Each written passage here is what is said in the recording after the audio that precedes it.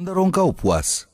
नीलगिरी पर्वतों के जंगलों में सारे जानवर बहुत प्यार से रहा करते थे।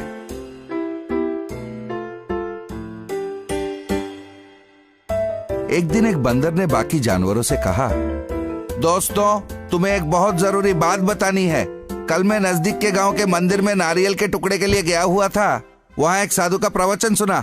हमारी सारी बीमारियों का जड़ बहुत ज्यादा खाना है, इसलिए महीने में अगर एक दिन उपवास रखें तो सेहत के लिए अच्छा होता है। सियार ने पूछा, उपवास वो क्या होता है? कहाँ मिलता है वो? दिखने में कैसा है? बंदर ने कहा, उपवास का मतलब होता है कुछ भी खाए बिना रहना। ऐसा करने से हमारे शरीर के पाचन शक्ति को थोड़ा आराम मिलता है। ऐसा करना हमारे सेहत के लिए अच्छा होता है। सुबह से शाम तक कुछ भी खाए बिना रहना, इसे ही उपवास कहते हैं। खरगोश ने कहा, तो देर किस बात की, अभी शुरू कर देते हैं। भालू ने कहा, इतनी जल्दी भी क्या है, आज ही तो बताया है। आज पेट भर के खा ले, कल उपवास कर लेंगे, क्या बोलते हो? उस दिन सारे जानवरों ने पेट भर के जो मिला वो खाया।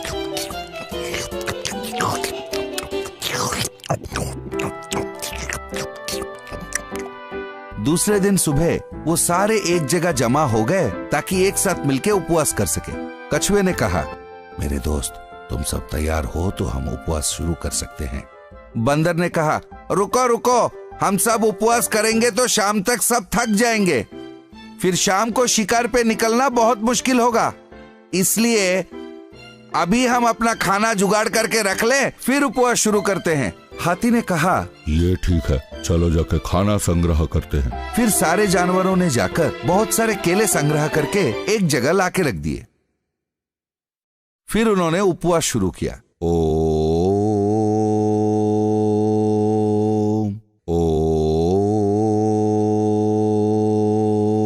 बंदर ने कहा, मेरे दोस्त, सारा दिन उपवास करने के बाद बहुत जोर का भूख लगता है। जैसे ही उपवास खुलेगा, खाने के लिए हम सब लड़ मरेंगे, इसलिए जिसका हिस्सा वो अपने पास रख ले, फिर उपवास शुरू करें। हाथी ने कहा, ये ठीक कहा तुमने, ऐसा ही करते हैं। तब सारे जानवरों ने अपना अपना हिस्सा अलग किया और उपवास शुरू किया।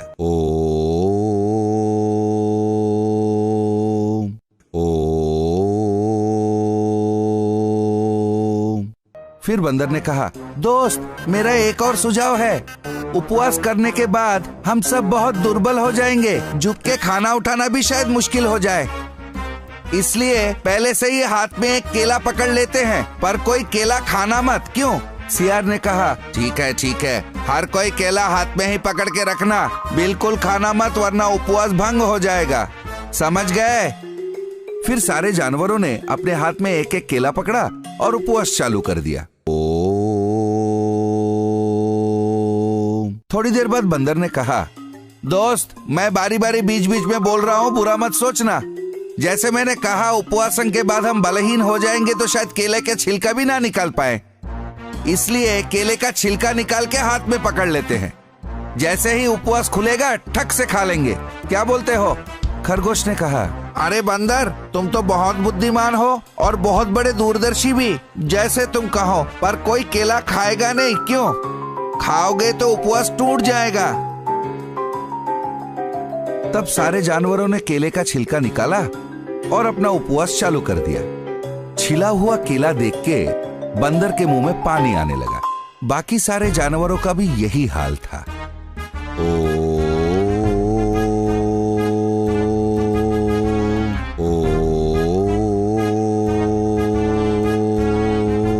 थोड़ी देर बाद बंदर ने फिर से कहा, दोस्तों, एक मुख्य बात मैंने तो बताना ही भूल गया। धत तेरी की, ये सोच तो मुझे आई नहीं। उपवास करना कोई छोटी विषय नहीं है, बहुत कमजोरी होती है। अपना हाथ उठा के मुंह तक ले जाना भी मुश्किल हो जाएगा, इसलिए केले को मुंह में रख के ही उपवास करते हैं। पर याद रहे, किसी भी हालत में केले को खाना मत। भालू ने कहा, हाँ, सिर्फ केले को मुंह में रख लेने से उपवास भंग थोड़ी ना होता है, खाने से उपवास भंग होता है। केले को मुंह में रख के ही उपवास करते हैं। तब सारे जानवरों ने केलों को मुंह में रख लिया।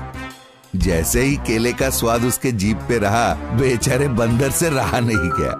तब उसने कहा, दोस्तों मुझे माफ कर दो, मैं तो बताना ही भूल गया। मंदिर में स्वामी जी ने कहा था भगवान का नाम स्मरण करते करते उपवास करना। मुंह में केला रहेगा तो भगवान का नाम स्मरण कैसे करेंगे, इसलिए सोच रहा हूँ इसे निगल जाऊं। हाथी ने कहा, ये ठीक है, इतनी कष्ट करके हम उपवास कर रहे हैं, नाम स्मरण किए बिना कैसे करेंगे, निगल लेते हैं केले को। फिर सारे जानवरों ने अपना अपना हाथ का केला खा लिया। तब बंदर ने कहा, दोस्तों उपवास करने के इस महाप्रयत्न से मैंने एक चीज अच्छी तरह से सीख लिया है। वो क्या है कि केले को ज्यादा देर मुंह में नहीं रखा जा सकता। ये तो सच है। ये कहकर सारे जानवर वहां से चले गए। तो बच्चों, सोच विचार और दृढ़ निश्चय के बगैर कोई भी काम किया जाए उसमें सफलता नहीं मिलती।